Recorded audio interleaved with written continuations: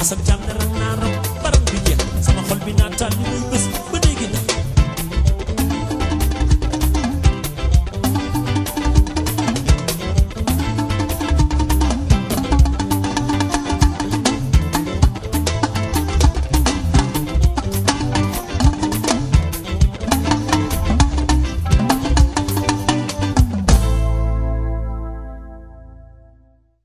salaam àdduna salaam Sénégal salaam Saint-Louis salaam yéen ñi di safoo ak di bëggee seen chaîne YouTube Sam Prod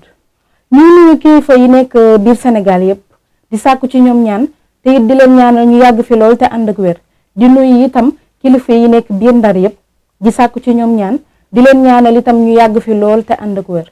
ñuy dugg ci hôpital yi rek képp koo xam ne sa yaram mi ngi tawat ñu ngi lay ñaanal yàlla fëgg sa yaram ba nga dellu ci sa njaboot ci jàmm ak salaam ñi caabi féete ginnaaw yàlla sàmm leen aar leen ba ñu dellu ci seeni njaboot ci jàmm tey nag ñu ñëwaat ci seen beneen numéro ndax show ngeen ànd si ak seen doom seen xarit muy Khady mi ñu seeti ci keneen rek dem seetiwaat beneen artiste fekk ko ci biir studio am nar a waxtaan ak moom ñu koy wax Bamba ji Bamba ñu ngi lay nuyu di la bàyyi nga nuyu mbokk internet yi nekk di la seetaan fii ci biir Sam Prod. yaa bismillah ñu nuyu waaw képp ki nga xamante ne instant bi yaa ngi connecté di seetaan seen YouTube Sam Prod di profité waale si occasion bi di waxaale masawu waale sénégalais yi nga xamante ni ñàkk nañ seen ay doom si jafe-jafe yi nga xamante ne xewoon na ci réew mi di leen ñaanal suñu borom fu ñu jëm gënal leen fi ñu jógee j'espère bien que ni noonu lay demee parce que dañu xeex pour seen dëkk ba loolu fekk leen si donte doonul li nga xamante ne moom lañ doon souhaité si ñoom. deuxième chose bi mooy ñi ngi nuyu comme ni nga ko waxee kilifa yeeg diine kilifa aada ak képp ku nga xamante ne rek safoo nga di seetaan émission Ndar Show ba pour l'instant. donc ma lay laaj Bamba kañ nga commencé nekk ci milieu rap bi instant. waaw ñi ngi nuyuwaat ñëpp di santaat bu baax baay li ma laaj dina jafe tontu mën na tamit mën nañ ko yombal benn côté parce que comme hip hop moom. musique la comme ni ko ñëpp xamee te musique dafa su ñu ko mën a waxee si li nit mën a comprendre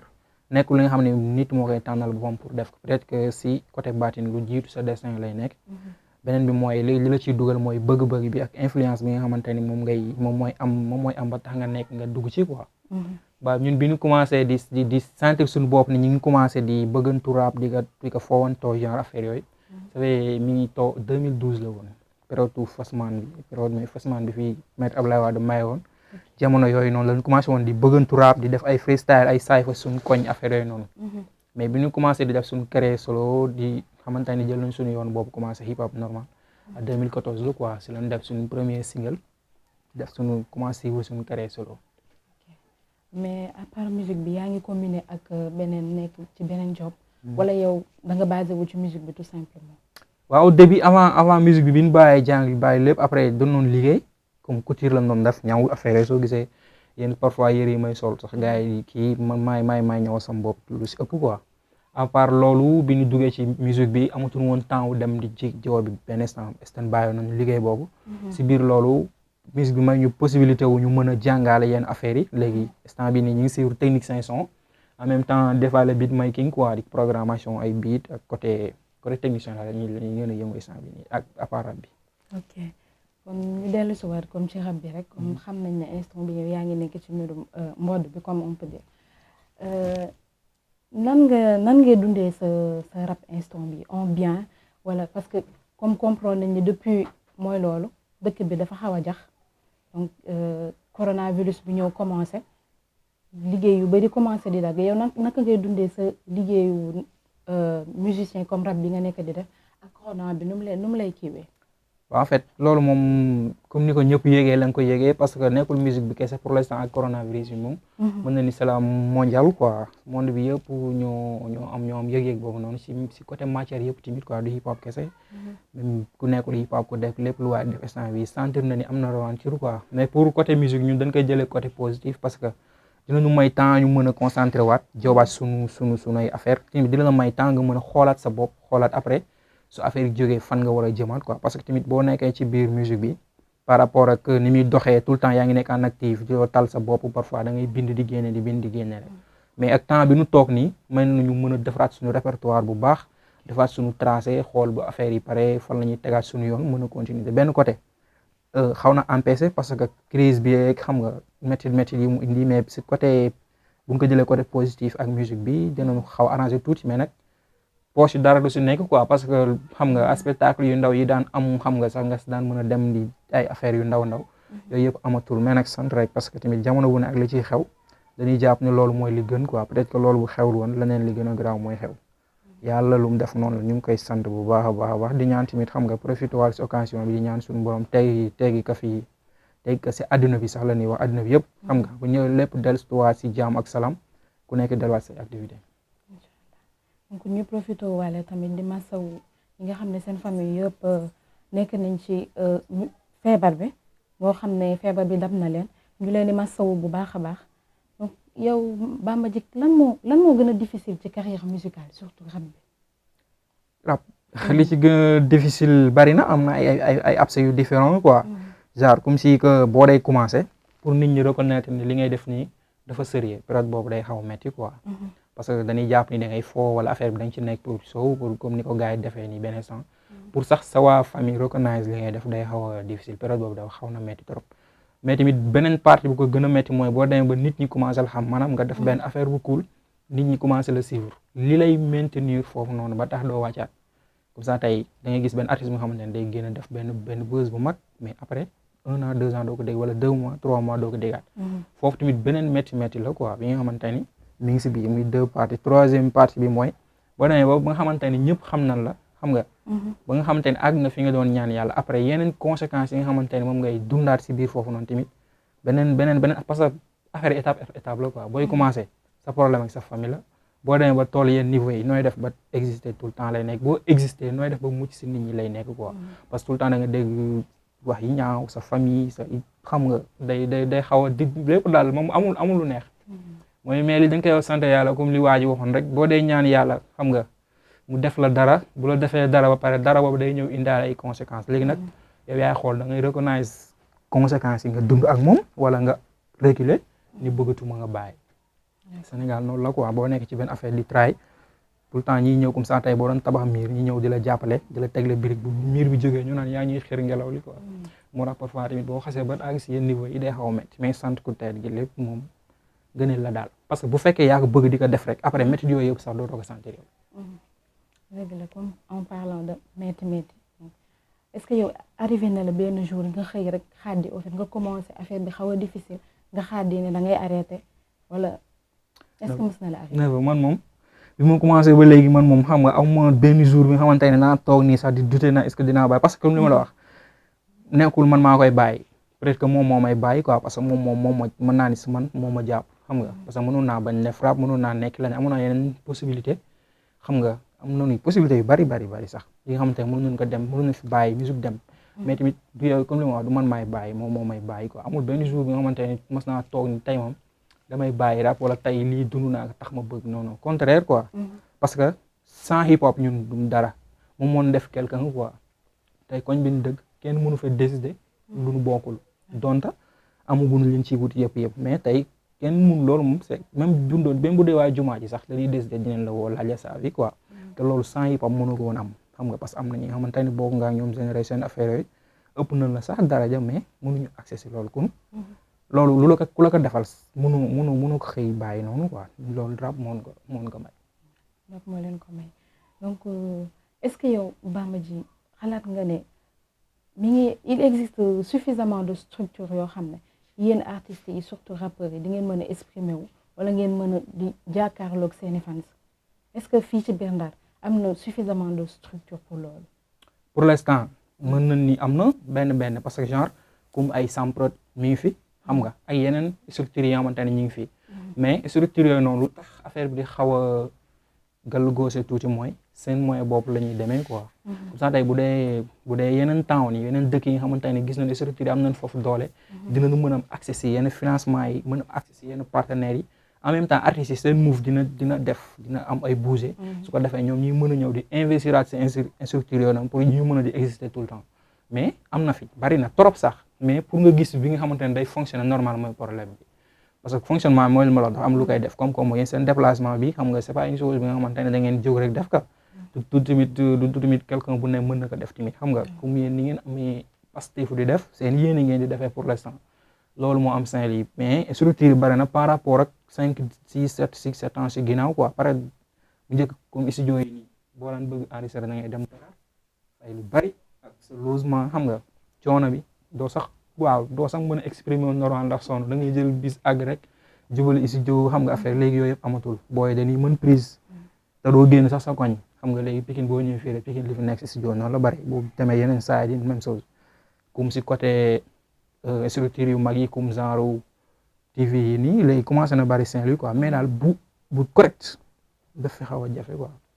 bu nga xam ne mën nga ni kii moom mën na def lu nga xamante ni àddina dinañ ko dégg te tamit du seen ñàkk compétence mais peut-être que moyens yi moo dul mate quoi. est-ce que du tamit loolu moo tax tout le temps dañuy gis ne comme biir Ndar day am artiste que ça soit mbalaxmaan que ça soit rappeur dañuy commencer di dem ba ci yàgg donc bu ñu commencer gis ne ñi ngi commencer am échelle rek donc dañuy préférer dem Dakar man loolu tam dafa ne non est-ce pourquoi du ñu mën a toog fii yeggali kii bi donc loolu dafa ma doon poser question tout le temps donc looloo waral kon ngeen di dem Dakar di continuer foofu en fait. waaw loolu moom réalité Sénégal la quoi. mën nañ sax Afrique mais comme ñu Sénégal la nekk si Sénégal la ñuy wax parce que problème moo africain yi mooy dañuy jël moyens yëpp yemale ak si capitale bi. xam nga tey boo dee xool Dakar Sénégal li fi nekk si ay télé instant bi est-ce que motul ay 15 télé. mais télé bu ci nekk ci région bu am télé fii nii si 14 wala 15 wala 16 régions yi fi nekk 14 régions yi pour nga gis fi région bu am télé c'est rare quoi lépp taw même côté administratif. loo bëggoon tey extrait bu gaaw sax da ngay dem town boo bëggee tey carte d'identité Dakar visa xam nga loo bëgg Dakar lépp da nga ko concentré foofu c'est pas que ni artistes dañuy dem parce que mënuñu prouver seen dëkk mais problème bi mooy diggante Saint-Louis town am na 260 kilomètres de différence quoi de longueur comme ça tey boo bëgg jóge Saint-Louis loo gaaw di nga def 2 heures 3 heures de temps pour àgg Dakar ki nekk Dakar sens mi am mooy day dëkk Yëmbal Guédiawaye wala beneen quartier tey boo defee benn émission bu cool sax émission mel ni bu cool boo ko defee dugal ko si net bi chat pour télé ñëw sa kër day yomb suba ñëpp mën nañ ñëw sa kër mais tey man su ma defee lu cool boobu télé pour ñu jóge town ba ak si Ndar day jafe xam nga moo tax gars yi di dem pour accès si média bi wala pour jege média bi dañuy mujj dem town affaire mais c'est pas que ni nag forcément da nga war a dem Dakar pour nga siiw parce que tamit am na loo xam ne tracé de vie la boo demee Dakar di nga fa fekk 1000 rappeurs wala ay 50 000 rappeurs yi nga xamante ne ñu ngi foofu toog te kenn xamu leen te biir Dakar lañ dëkk juddoo fa am na li nga xamante ne destin de vie la suñu borom moo koy tracé c'est soo gëmee loolu nag doo yem ak gars yi gis-gis sax parfois da nga gis gars yi loolu tax demoo Dakar booy da ngeen war a génn Ndar doxul affaire yi dëgg la mais tamit ku nekk ak sa yoon quoi mais tamit Ndar moom dafa metti moom moo tax artiste boo amul gëm-gëm xam nga amoo destination da ngay am problème parce que loolu mooy différence artiste tamit comme yéen sempre da ngeen am destination ni ñun dañu commencé Saint-Louis wala bëgg àgg woowaat monde xam nga monde entier ñun dañu commencé Pikine bëgg àgg te jigéen am ñun dañu commencé Pikine bëgg àgg Garaas xam nga loolu mooy différence bi quoi léegi tey bu fekkee ni ki nga xam artiste bi nga xamante ne moom hip hop wala musique moo xam mbalax la wala leneen viom la kooku du si am pression parce que day gëm ni fekk mi ngi dund dina def musique quoi mais ki nga xamante ne dafa bëgg ñëw tak tey suba ñu xam nga ñooñu mooy accélérer seen live ni suba ñu ngi Dakar gannaaw suba ñu ngi fii affaire topp te du sax amaana sax du tax nit ñi xam parce que bari na artiste Ndar yu nekk Dakar instant bi te sax yow xamoo leen quoi. si mi ngi noonu léegi yow Bamba nan nga gisee avancement wu musique bi fii ci biir Sénégal tout spécialement fii ci biir Ndar nan nga gisee avancement bi en fait. avancement musique bi généralement comme ça Sénégal xaw na des parce que bu dee da nga ko jël cadre général ko bañ ko yemale Ndar kese parce que si musique du Sénégal boo dee xool même artistes yi nga xamante ne xam na leen tey si côté rap mbalax même artistes yëpp yu lu mag mënu def ay scène internationale xam nga bu ndee ku artiste boo si dégg ñu la dem na Paris wala dem na Italie États-Unis benn concert ay Sénégalais ñooy organiser invité ko même suñu artistes yu mag yi nga xam dañuy def yi ay vidéo tey suba mu am 4 millions vues si vieux la yem quoi ak ay Fasco école ay université ay concert maire yi yooyu affaire mais pour nga gis si artiste bu nga xamante ne benn festival bu mag festival hip hop bu mag bu am Europe mu dem wala benn festival culture africaine bu mag ñu invité benn artiste su dul Youssou Ndour ay Kumba Gawlo yooyu doo ko gis si booy ñëpp nag doo ko gis quoi moo lay wan ni musique Galsen am na lu des parce que dafa manque identité xëy na tout le temps bu la gis chaque 5 ans di nga gis musique bi changé chaque 5 ans di am nay temps dañuy toog yàgg mbalax maan yeeg raga maan yeeg ñëpp dañuy topp benn rythme gisoo temps yi ay 2 ans 3 ans si ginnaaw ñëpp afrobeat la doon def xam nga même mbalax maan yi bu ñu génnee ay single ay album di def afrobeat parce que gisoon noonu ñag yi commencé di accéder ay fële nu mu tuddati États-Unis ay Nigéria yooyu noonu xam nga ñun dana seen identité la ñun Galsen suñu problème mooy suñu musique amul identité moo tax de manière générale des na dox quoi dox bi yëpp si biir Sénégal la mais artiste Sénégal bu nga xamante ni tey boo demoon Europe yenn quartier yenn koñ yi soo pour nga laajte artiste Sénégal ñun la xam nañ ka c'est bizarre tubaab bi du nga xam du la xamuñu sax ay ndax am na ku tudd Wally Seck Sénégal wala ku tudd Dip xamuñu ko sérieux xamuñu ko quoi parce que xamuñu leen xam nga parce que li musique bi yëpp dafa yam suñu biir sénégalais yi entre sénégalais bu dem Europe ay sénégalais ngay woowee biir si tubaab ya fay nekk yëpp dañuy am tubaab bu jigéen boo fa gis dafa am copain wu sénégalais bu fa indi xam nga wala tubaab bu góor boo fa gis am copine sénégalais rarement nga gis tubaab bu am yitte rek jóg dem seetaani musique Sénégal si dëkk yooyu noonu wala tubaab bu toog am initiative teg ay concert invité ay artistes Sénégal ñu ñëw rare quoi loolu bariwul li muy am mooy wane ni musique bi des na dox ci benn côté quoi mais d'une part mi ngi dox parce que su dee ci biir dëkk bi léegi boo xool jeunes yi ñu ngi consommer musique quoi par rapport ak bu njëkk ba te tamit amatul difficulté pour nga def ko parents yi comprendre nañu léegi. d'accord yow Bamba ji lan mooy sa relation ak artistes yi nekk biir Ndar nii est-ce que am nga ñoo xam ne comme des fois di nga bëgg diw nga ànd ak moom ci benn son ngeen ànd def benn son bu nice donc lan mooy sa relation ak ñoom fii ci biir Ndar. waaw nice ah nice mais tamit tout est nice moom mënoo ko wax tout est que moom mënoo ko wax si sa live quoi loolu amul. maa ngi ñëpp a seex jaam mënu nekk parce que man mën naa ko wax sax man samay artiste bi ëpp ay clash si hip hop scène yi xam nga. maanaam bi ëpp liñ koy saaga wala liñ koy clash si hip hop scène si histoire Ndar depuis ñoom ñagas bi léegi. est-ce que tam yaa leen gën a sonal tamit. même pas man du ma sax def ay clash affaire yooyu noonu mais xam nga parfois tamit soo dëkk ci yenn quartier yi. xam nga comme ça tey yow soo nekkee cible waxuma pour ay ngand wala yooyu quoi dañuy waxtaan carrément nu wax réalité quoi soo nekkee si quartier yàlla def ni xëy na quartier boobu noonu bokk nga si ñi fay gën a ràññee kuy ñëw yaa ay porte bi quoi kuy ñëw yow lay bëgg pour jàll xam nga noonu la demee parfois am na booy yi nga xam da ngay yéen ay bokk lépp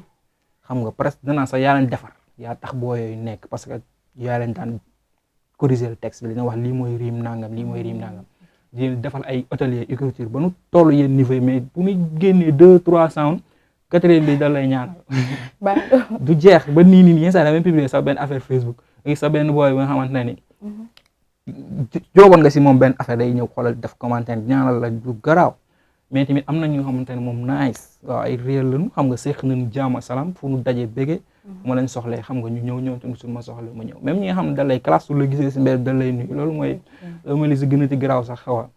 mais anyway quoi parce que la vie c'est comme ça noonu la. ok en parlant de clash boobu bu njëkkoon ñun dañ daan gis ne au fait rappeurs yi ay kii lañu au fait dañuy déglu ci ñoom au fait di jàng wala ñuy gis dara di dénoncer maanaam yooyu lañ daan gis daal bu njëkk te léegi rap bi moom yow amul exception yow sax ci nga bokk donc rap bi moom léegi clash est-ce que tamit des fois day dem ba nekk base rap bi wala c'est obligatoire pour clasher am si je comprends pas. si loolu tamit day wane ni ñu baal ma si cadre yi mais inconscient wu peuple bi lay wala mélomane yi ma bañ a maas noonu gi quoi parce que tey boo dee xool soo defee tey ay Ouzin Keita xam nga ay Pawlish yooyu noonu ñooñu la nit ñi di gën a suivre que ay référence xam nga ñi nga xamante ne mënun wax nga jël si njëriñ ñooñu la nit ñi di gën a suivre que ñi nga xam ne seen wax ay waxu kii la quoi loolu signe la buy wane ni population boobu noonu nekkuñu population bi nga xamante ni ñoom maanaam dafa am signal li leen bëgg moo war a artiste léegi boo gisee sonatuñu si yenn son yi affaire gars yi dañuy def son 2 minutes wax si ay waxu ay sa noon bi sa naqar bi sa gerafaas bi gudd na affaire yooyu noonu posté mu am 2 millions vues beneen artiste bi danaan influence foofu la man ma nekk fi naan non dëkk bi dafa metti saaku ceeboru jar 15000 saaku dafa war a wàññi 7000 ma ñëw mu am 100 vues xam nga loolu motivation la bi nga xamante ne day tax artistes yi di vider jëm benn côté mais tamit warul tax yow artiste bi maanaam vie ki am na 50000 vues ki am na 100 millions vues warul tax yow ay vues warul tax nga ray sa bopp maanaam du xëccoo vie YouTube ba ray sa live quoi wala ba ray sa continuité parce que mooy li ma waxoon sànq booy commencé da nga naan damay def rap ndax lii laa bëgg nekk xam nga mooy ko am destination yow boo génnee télé bi fii jëm Dakar doo dugg bis bu jëm raw doo dugg bis bu jëm paal mais ki nga xam ne dafa génn moom ni moom day dem rek bu génnee fi gis bis bu jëm raw da si jàpp agel wàcc foofu toog ñu ndar raw neexul de demaat gisaat beneen bis lang ba sàkkal tax sàkkal neexul noonu la koy jàppoo mais yow mi nga xamante ne nag town nga jëm xam nga ni town nga jëm war amul lu war a tax nga dugg oto bu jëm Gandiol wala feneen oto Dakar nga war a dugg mooy li ma bëgg artiste bi boo engagé ne da ngay def hip hop pour sa population waroo topp ay tendance dëgg la nag parfois mën nga am foo xam nga wane ni mën nga facette yëpp quoi mais c'est pas que ni da ngay cuub sa bopp wala ngay teel sa live pour ay affaire de vie wala ay affaire de yooyu non parce que tamit vie bi yamul foofu adduna bi yamul foofu quoi vie bi yamul ci vie YouTube yi kese tu vois am na beneen vie bu nga xamante ni moo gën a profond parce que am nga sa famille bi nga xamante ni peut-être que ba bu ñëwul dina ñëw yi te image dafa garaaw dañuy gis artiste bu dee ay Njaga Mbay yi ba léegi seen vidéo yaa ngi daw ay Bob Marley ñun ñëpp bi muy dee judduwul xam nga mais ba léegi histoire da koy tudd parce que dafa amoon destination topp woon ay xumb ay yooyu quoi nga demee ku nekk nag am nga sa point de vue yaa xool la neex nga dundee sa musique quoi am nga si droit de nii noonu ku nekk am na sa point de vue donc Bamba Dieng man première fois bi ma lay njëkk a gis donc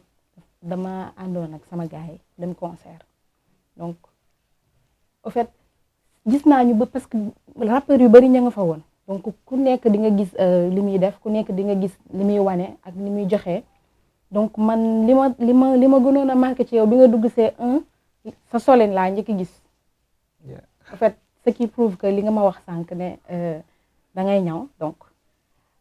daf ma kii nan laa ko mën a waxee waaw moo ma njëkk a impressionné ñu demaat tuuti nga commencé rap non man si saa si dama ne mais Bamba ji tamit lii laal la tamit donc yow nan ngay inspiré woo say rap donc jour boobu mu déglu naa la bu baax c'est son boo xam ne la au fait dem naa ba ñibbi dinaan leen kii kan la ñu ne ma kii mooy Bamba ji donc yow nan ngay inspiré woo nan ngay kiiwee say waat waaw mooy naturellement rek quoi parce que comme li ma waxoon sànq son mooy destiné boppam nekkul yaay destiné sound bi quoi comme ça tey boo toogee ni léegi mbalax moo xew damay def son mbalax boobaa yaay destiné son bi yow yaa wut looy def quoi mais boo toogee ba son bi ñëw si yow son comme genre maanaam rappeur am na benn sëriñ bi bu mën a wax daanal ni affaire rap yooyu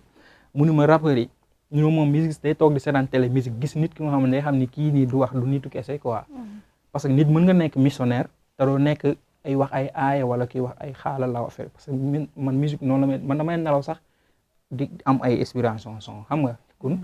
ay wax yu ñëw si yow la quoi léegi nag bu ñëwee nu mu ñëwee noonu lay mel man su may am idée sound day ñëwaale ak thème bi ni ma ko war a defee image vidéo yi dama koy am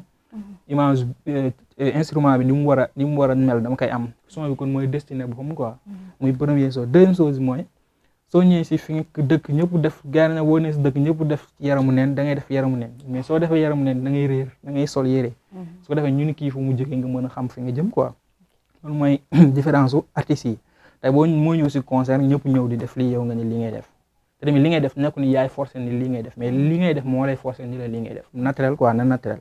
man noonu la so am na ñu xam te ne suñu ma gisee nii naturellement dañ naan kii est-ce que sañ na sax taxaw si kanam nit di wax mais man parfois ça me pose question que ni man est-ce que man parfois man lay nekk ndax yenn saa yi su ma defee concert pare seetaanaan vidéo yi man dama bopp damay gêné wu quoi dama ko mën seetaanaan ndoo ak nit parce que dama si wax ay wax yi xam ni parfois man sama bopp damay xam ni li may wax nii c'est du n'importe quoi mais période boobu la mi ngi mel ne mécanicien bu nekk si atelier sol tenue ak bu paree sol jasneeram génn xam nga noonu la mel quoi sa heure liggéey la parfois nga rab ba pare gars yi ni saa yi dafa tuxoon dafa mandi mais tamit dëgg la da nga tux da nga mandi xamul tax nga tux nga mandi parce que mandi deret la kii naan di ngay nii xoolal deret ji moo tàng période bi ngay rab tamit di déborder di wax ay yeneen essence sa deret moo tax xam nga mandi si xel kese la léegi nag yow li lay mandiloo yaay xool la da ngay dem naan pour mandi wala nga tux pour mandi wala nga nekk si son bi pour mandi léegi ñun nag dañuy mandi si son bi moo tax bu ñu yéegee dañuy nekk leneen xam nga bu ñu wàccee jeex na ñun nekkaat li ñu nekkoon mais nekkul ñooy activer suñu bopp wala di désactiver suñu bopp musique bi moo ñu def noonu quoi. musique bee leen activé ok donc Bamba Ji lan mooy projet yi instant les projets en cours. comme si instant bii nii ñu ngi si benn projet album ak label Cheikh Anta Record bi nii parce que depuis un an xanaa ñu ngi job si projet bi mais soo gisee job bi jël suñu temps job bu baax parce que dañu bëgguñu def comme li ñëpp def xam nga donte deful kenn deful moom mënul nekk mais tamit un peu différent par rapport ak yi nga xam ne am na fi parce que comme li nga waxoon sànq yooyu yëpp da ci joué dëkk nañ ci raison bu nga xam xëy na xaw na sori capital stratégie bi ngay def pour génn foog nga xoolaat ko instant bi ñu ngi si projet album bi man enregistré nañu son yëpp sax presque ba pare mais ban destination la ñuy jëmale album bi ban orientation la ñuy def si moom ban façon communication la ñuy def si album bi fan lañ ko bëgg mu àgg fa ak fan lañu la mooy suñu vision si moom quoi peut-être bi si plan d'action boobu noonu la ñu nekk tracé album bi defal ko projet mu nekk bañ a nekk comme ni ñi fi gars yi def génne album suba après nekk si mooy loolu daal du am benn suivi sa ndar boo defal bari na artiste tout le temps gars yi dañuy génne mais génn du am benn suivi parce que album bi du pare dañuy enregistré son yi mu pare rek nga génne te affaire album dafa sut loolu quoi projet la bu nga xamante ni day continuer si biir projet woon instant si la nekk di job nii xool lan la ñuy def pour mën a exister tout le temps quoi comme ni ñu ko mën a waxee. ok d'accord donc temps yi Bamba Ji dëkk bi dafa yëngu donc dëkk baa ngi jax que ça soit fépp fu mu nekk ne lan ngay wax jeune Sénégal comme yow on peut dire que porteur de voix nga lan nga leen di mën a wax instant bi ci dëkk bi ni mu yëngoo ne. waaw dëkk bi ni mu yëngoo moom neexul kenn quoi parce que tamit xam nga ku nekk sa dëkk nga am boo sañoon jàmm moo fay am te tamit comme ni nga waxoon sànq si départ bi. yëngu bi lu mu ndaw na am na ñaar ba ñetti nit ñi xamante ni dee wala ñeent même bu dee benn nit moo si dee sax loolu kenn souhaité ko quoi kenn xaaru ko tamit mais tamit foog ñu xam ne dëkk bu nekk wala réew mu nekk pour mu changer jeunes yi kese ñoo ko mën changer jeunes yi ñoo koy changer c'est pas que ni jeunes yi dañuy génn di dóor xeere wala ñu leen di dóor fetal ñuy dee non mais changer si esprit parce que mënuñu comprendre benn dëkk moo xamante ne depuis pendant 60 ans d'indépendance dëkk ba na mu meloon le 1er janvier 1960 noonu la melaat le 1er janvier 1921 dëkk ba man amul changement quoi la changement bi mooy lan nit ñi xëy na kër yi changé na affaire noonu mais si doxalin dëkk bi ak système gouvernance bi ba léegi dara changé aussi ñenn ñi ñooy utiliser ñenn ñi di liggéeyal ñenn ñi xam nga Sénégal ñu xaaj ka ñaari parti ñii jëm ne ñii ñoo leen di dundal te ñii leen di dundal respecté wuñu ñi leen di dundal ñi ñuy dundal respecté wuñu ñi leen di dundal loolu tamit mënul wéy te nu am possibilité wu faj bi mooy xam nga ku ne xam na ni Sénégal am na lépp li ñuy wuti lépp am nañ ko xam nga li tax dëkk war a mën a développer lépp am nañ ko ay français dem na fa boo demee ngelaw li comme Sénégal tey boo génnee fi boo taxaw ba am sax ngelaw li yóbbu la nga naaw ñoom ngelaw barawul foofu te pourtant que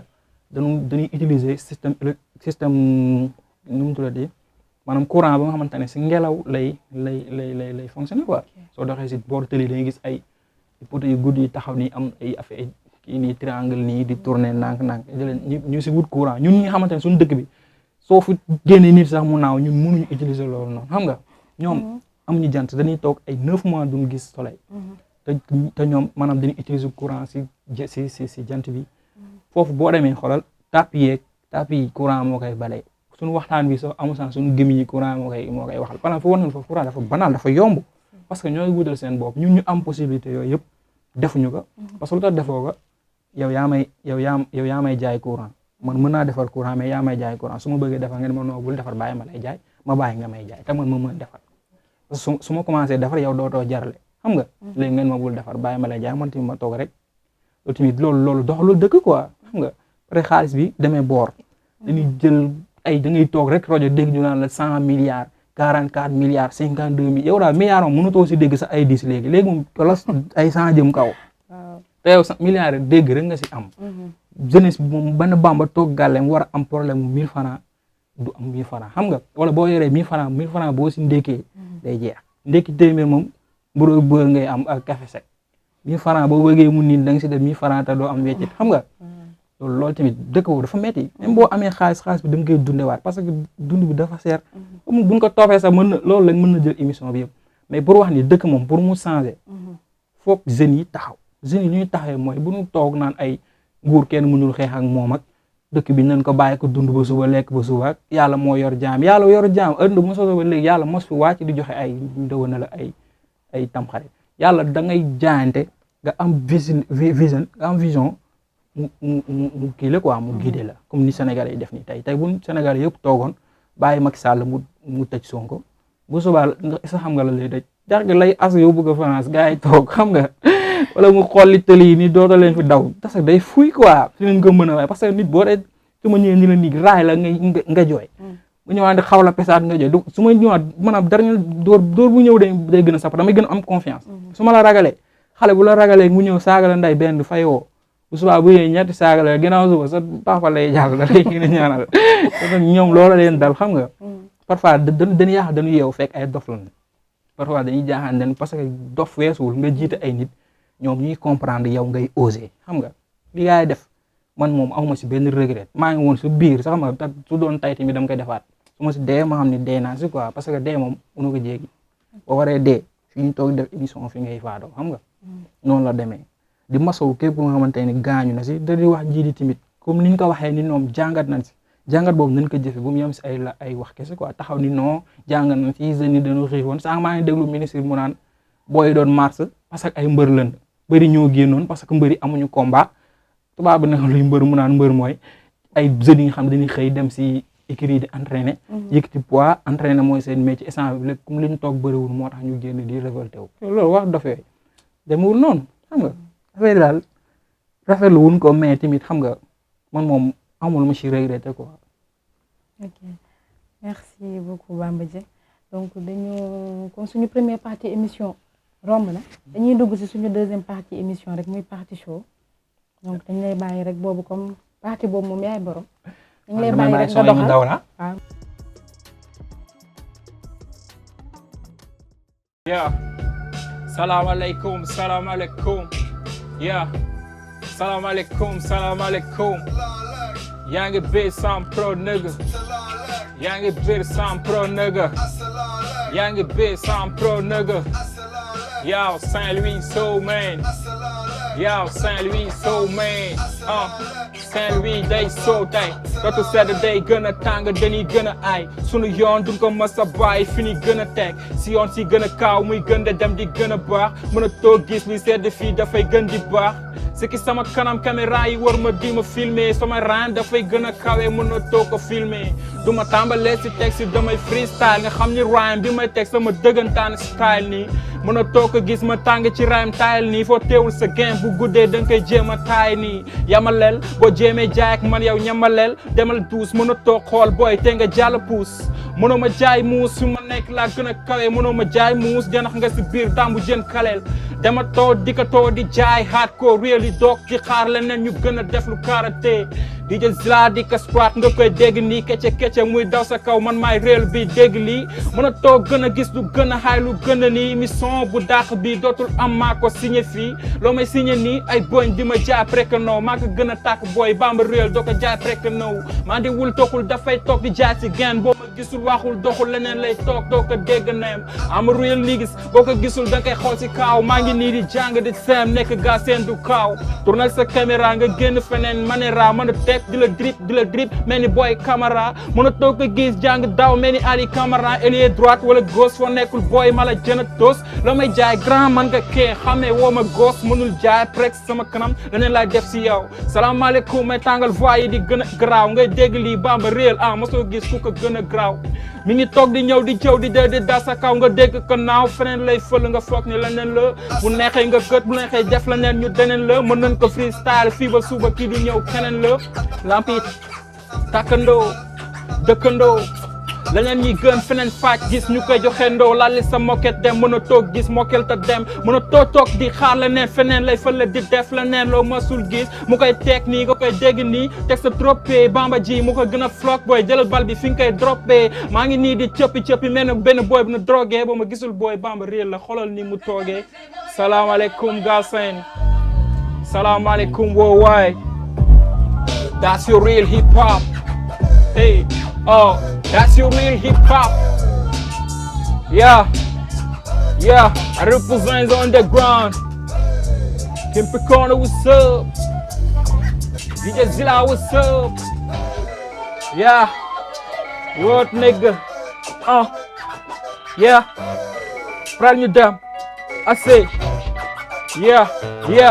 man foo ñu dikk teewalaat real rap si istil gonda bi ko yàgg teewal master black komp nga deal crocodile bi lekk ñeege lakk daay gi ponkal mu diñ moo rar si game bi wax ko gaay yi boo xamul fa nga jëm foog nga dellu fa nga jóge woon fa mu jóge woon ajaat bar bi fa mu tege woon foo mu téléphone rap ci sinap ngir sa téléphone bu yaram dee daw foog nga jóg takkaat say dàll dabi rëbbi dëpp jubali mawti yegg dafay dee ay waxi amul connexion si dëkk bu ñàkk kot ñàkk décoder sunu life fu laa ñu réer ci lëndëmu timis dama ko miss xametuma gaay wool ma kumbis gone gu xama de yàq keppaar gu mag ñi di stock garab gu nu yàgg suuxat rap départ ci ghetto màgg yëg ci sa too ate xeex ta sa too gisatoo dara lu fi baax lépp dan ko bestoo racine ba lanu dagg jarul du te grab bay de fi nga jëme hit baaxul ci moom moo tax yu xumay day war na si képp kuy dégg ba mënul bul ko jéem xamal fi ngay def la fay gën a baax ren ñu teg nga koy gis di yëngal bopp mbi baax hey that's your real hip hop hey I represent the underground yeah that's your real hip hop DJ Zula moo koy kese what's up yeah what I report Galama rafle si game bi dëgg fi ñàkk xorom amatul ci son yi xadis bi TikTok ko solo bësal ma fii noonu yaa ngi dee xol yaa ngi frigo boo bëggee ñu lay dégg fii del wax ay waxu picc xonqal sa tuñ ak tuuti ten am gel yu xees pecc ñëpp lay xam kum jouru tabaski mais yow doo xam sa bopp kum jour bi ngay gane si ba sa lay dilisé di la wutal yoon boo war a aaw xaalis rek ngay jaamu sa yoon ci doomu meer war a aaw wax ma luy sa concept ak yow ñu la tax a jóg xaalis rek ngay jaamu ak as lëf loo dëx a ñëw lu la tax a ñëw bàkkaar yi toppewu la fii now di rab di onku naan ñu naan daa taxe woowu toppatunu kàllaama ñoo ngi xoor kooful foor yi rab bi tax ñu xam sa maam delloo ko cëri foor yi baatin ba lanu dagg dellool nekk si game yi faw fayal naar bi xorom mamba max mu tudd sali fondé soo ko jàppee saaga jàppal ni sëñ bi daa merci yéen that's your real hip hop yeah I represent underground niggas really cool man next week Godzilla moo koy koof man yeah salaamaaleykum ba tey ci nuyoo bi yeah yaa ngi béy Ndar Sow sans prod because amul dute that's your real hip hop fa jot ñu dégalaat sunu réew yeah it's time man dëkk bu ñàkk nji tax seen yëpp takk jóg ñoom réew mi safal leen seen bopp leen tax a jóg ku yéeg ba wàcc ràcc dem kaaw dëxañu fa se ngoor a lekk ba suur jox ñu fa laay jeunes yi dàq dul ma kii leen jox leen lu sal jamono bi jeunes yi di décider di dee si géej gi makee ngi kay ko see di xool idi di seeti di séddee si dëkk bi du dëgg lii utiliser xel yi sàcc diisal seen deq yi sàccaaleel xel yi sàkketoo askan yi si fër yi taaj ñi mbëkk mi gàlle ndekk lii mënagul mat ba tay yi bàyyi bant bës bëtt baa doole yi sunu bët yi di jooy rangooñ yi siim cere buur sunu njiit yi lekk ba suur gas kambu suul traiteur yu dëkke dajji kees comme draqueur tracteur yu dëkke lekk xal comme dragon dret rek la ñuy dundee mooy ak seen drapeau moo tax nag bu jeunes yi yëpp dee ñu naan leen bravo corona rayul li gaal yi ray ba tey waxoo dañuy taxaw suñuy xef na naan ñu pare leen toog ñu def jëf jàppe leen ko ki dàq dur si dëkk bi ak ay àndandoom comme du li ngeen ñu waxoo jeunes yi doy na nee na doom kaay donka du sigi nga bëgg mee na àndal bakkan dem kaaw baa nga toog fi ñu lay noot bakkañ bakkan mais pour suñuy doom laata ñuy tekki géej gi dal leen jeexal takkal sa fii takk jóg ngir mën tekki sa famille dakkal bul fii te takk na fu booy Pikine ya jëm jot na nag fii ñu wax si ndax jeunes yaa ngi dee a famille dafa jot gàlle changé soom bi fii lekk si jën yi est-ce que jar na tey la sa bakkan mujjee doon xontu jën yi xel mooy xalaat jëmu amul prix préféré toog doon jàmm baa nga génn firi li ngay faussé fii mën na gën li ngay fekk sacrifié sa doomi réew gëmul ndam même bu qualifié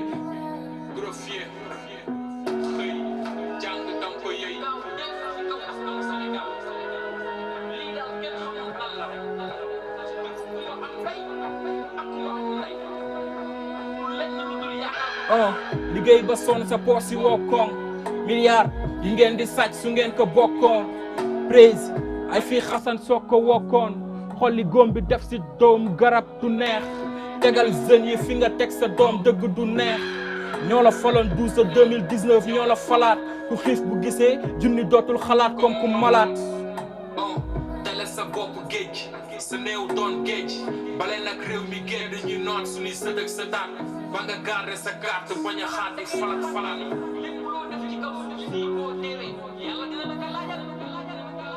ndax tey fa man yaa man ni xaala sa rakkil saran yara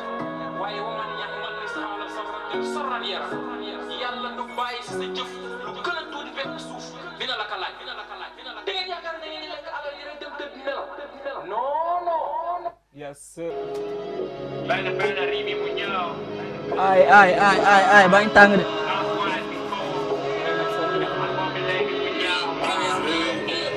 tayla naa sama jëmm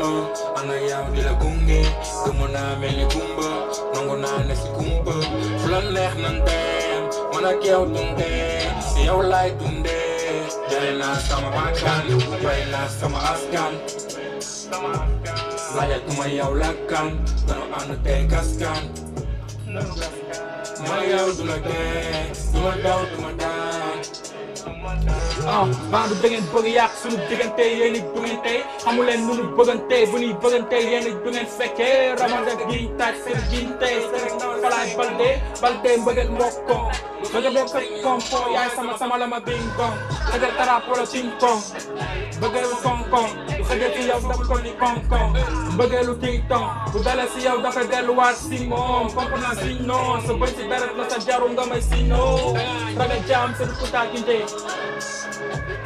nela gee mi ngi kutaaku de ku tàggatoo ku ñëw suñu du naaw soxor du tey avion jóg naaw fi gën a bon ci ko mooy gën a des ginnaaw dox du naaw ki des ginnaaw ñëpp nañu jóg rab dina gën a baax ay naaw yes sir ma yow du la dee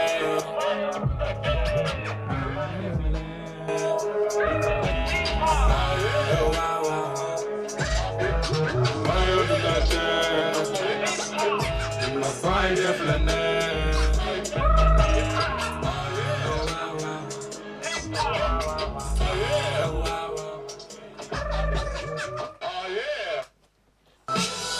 tàccuwul ñu jaay sa yaay jëndee ka tàngal te doo si màcc ba tàccuwul fii tey ñu jaay sa ma jëndee ka tàngal te doo si màcc yaaw ku tàccuwul ñu jaay sa yaay jëndee ko yamba te doo si toog ku tàccuwul fii ñu jaay sa yaay jëndee ko caméra te du la mas a filmer meen du la mas a filmer meen dégg na temps jàpp ma minute de silence ay bàkk ñoo may daaneel foog salaat si yaay may tëgg muy neex boo fekkee war ma sant bëgg siiw ni ziif bu ni mbàkkeel la sant hey waaw damay tëgg tama woowaat sañ-sañ waxa sa gaay damay wone waale sañ-say romb naa meetar kon dema woowee sensei yow xam naa nag du la neex te waaye Macky xaarul gagné vote biir campénal komp naa dootuma tontu léegi komp naa samp naa sama ndënd de foog ma jëli ko yàgg naa jëndam de tay foog ma wëri ko man sama data gën a siiw bu Mbacco Njaay dat bi fi gën a siiw dama sul jaay bale sax am na duus bul ma laaj kan moo fay jariñool sa xel yaay komp li ci topp bul nangu ku la gën yaay defal lépp sa bopp dem te dootoo taxawaat c'est dew ma say dul na leer ni duma taxawaat taxawaalu waale wu ma noo damay caxabal champion la dootuma jaay sama combat même ñi lay support am na ñuy def ay coup bas àddina jaxasoo mën a too xàmmee ku baax réew mi toj te feeñul fenn gisoo ku raax ku tàcciwul tey ñu jaay sa yaay jëndee ko tàngal te doo si mac yow boo tàcciwul fii yee tey ñu jaay sa ma jëndee ko cigarette yow te doo si toox yow ku tàcciwul ñu jaay sa yaay jëndee ko yamba te doo si toox ku tàcciwul fii tey ñu jaay sa yaay jëndee ko cigarette yow te doo si dox boo amul paas sa bëgg a tukki kaay fii ma jox la code wifi boo dee déggee nopp kaay wifi ay fiis même boo yorul dara yaay safal sa dund kenn du la taal soxla woo sàppal sa dund hey junju doyatul borom xel même kii dox mën na raw borom xel jënd naa soo ko si nekkal ma dikke ñaa yow foo jaar mu toj foog ñu defaat fa si man dégg naa temps man la maam derka ñaa ndax dragueur la yow traiteur nga duma bandi acteur la te letteur la indi ndax man rappeur la te inshallah di la dal ndax tracteur la kenn du ma dawal si tëli mani boo tàcciwul yow tey ñu jaay sa yaa jëndee ko caméra teg du la filmer meen ku tàcciwul tey ñu jaay sa yaay jëndee ko yamba te doo si toog yaaw ku tàcciwul fii tey ñu jaay sa ma jëndee ko photographe te du la photo meen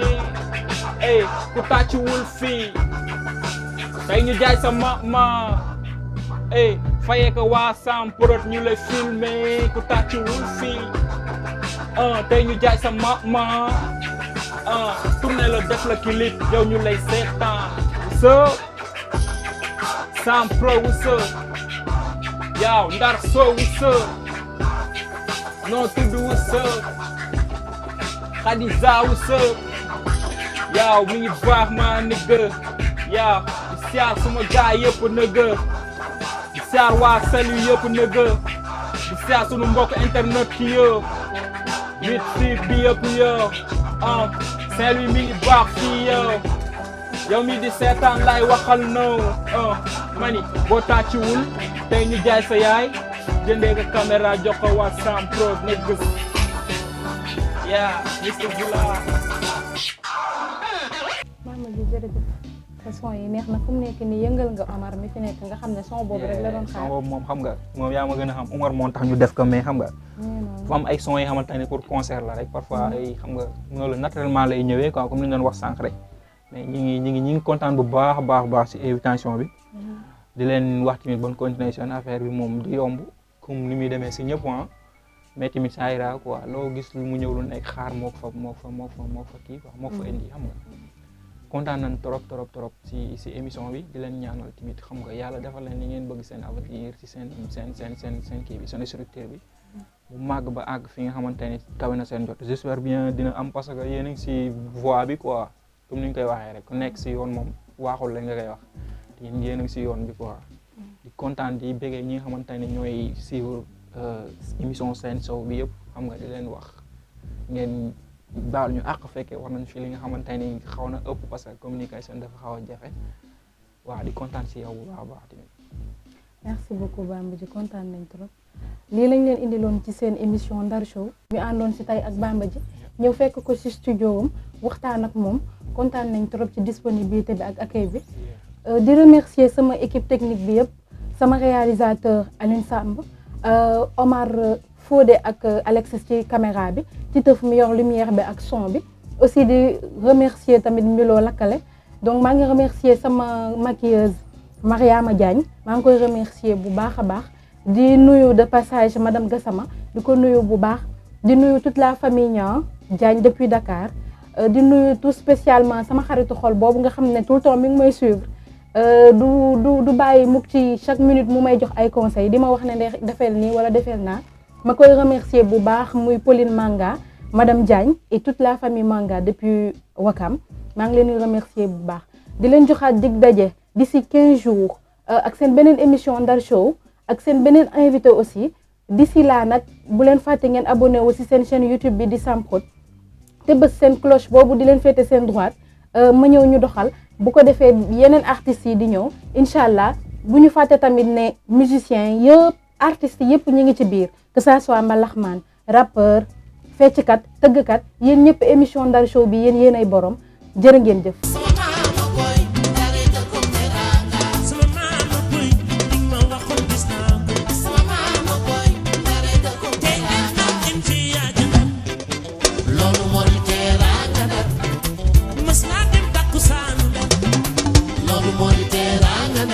Asal jam